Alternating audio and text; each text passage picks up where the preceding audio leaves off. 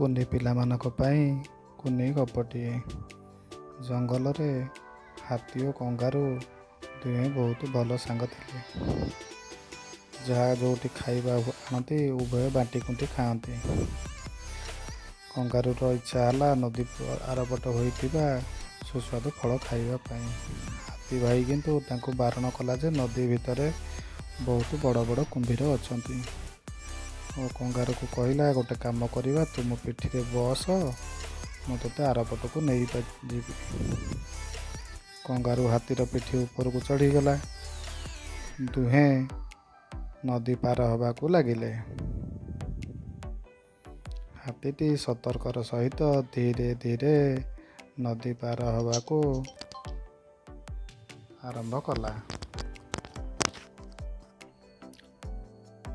କଙ୍ଗାରୁକୁ ଧରି ହାତୀ ଆରାମରେ ନଦୀ ପାର ହୋଇଗଲା।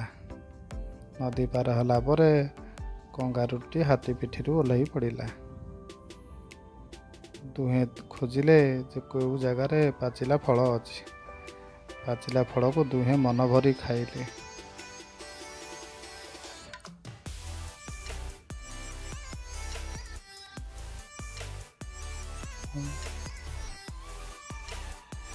କଙ୍ଗାରୁ କହିଲା, ହାତୀ ଭାଇ, ଏବେ ମୋର ଘରକୁ ଯିବାର ସମୟ ହୋଇଗଲା, ମୁଁ ଏବେ ଘରକୁ ଯାଉଛି। ହାତୀ ଭାଇ କହିଲା, ହଉ ଠିକ୍ ଅଛି। ତାପରେ କଙ୍ଗାରୁଟି ଡେଇଁ ଡେଇଁ ଡେଇଁ ଡେଇଁ ନଦୀ ପାଖରେ ପହଞ୍ଚିଗଲା। ନଦୀ ପାର ହେବାକୁ ଦେଖିଲା ବେଳକୁ ସେଠାରେ ବହୁତ ଗୁଡ଼ାଏ କୁମ୍ଭୀର ତାକୁ ଜଗି ବସିଛନ୍ତି। କଙ୍ଗାରୁ ଚିନ୍ତା କଲା ଓ କୁମ୍ଭୀରମାନଙ୍କୁ କହିଲା, ସ୍ୱର୍ଗରୁ ମୋତେ ଇନ୍ଦ୍ର ପଠାଇଛନ୍ତି, ମୁଁ ତମମାନଙ୍କର ଗଣନା କରିକି ନେବି। ଗଣନା କରିକି ନେଲା ପରେ ସେ ତମମାନଙ୍କ ପାଇଁ ବହୁତ ଭଲ ଖାଦ୍ୟ ପଠାଇବେ। କୁମ୍ଭୀରମାନେ କିଛି ଚିନ୍ତା କରିପାରିଲେ ନାହିଁ। କଙ୍ଗାରୁ କଥାରେ ରାଜି ହୋଇଗଲେ। କଙ୍ଗାରୁ ଚତୁରତାର ସହିତ କୁମ୍ଭୀରମାନଙ୍କୁ ବୋକା ବନେଇବାକୁ ଲାଗିଲା।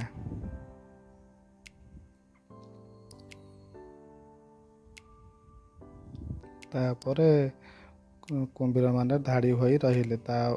ସେମାନଙ୍କ ପିଠି ଉପରେ ଦେଇ କଙ୍ଗାରୁ ଆରାମରେ ନଦୀ ପାର ହୋଇଗଲା। ନଦୀ ଆରପଟେ ପହଞ୍ଚି କହିଲା, ନିର୍ବୋଧ କୁମ୍ଭୀର ଗୁଡ଼ାକ, ତମର ବୁଦ୍ଧି ସୁଦ୍ଧି ଟିକେ ବି କିଛି ନାହିଁ, ମୁଁ ତମକୁ ଠକିଦେଲି। ପିଲାମାନେ, ଗପଟି କେମିତି ଲାଗିଲା ଆପଣ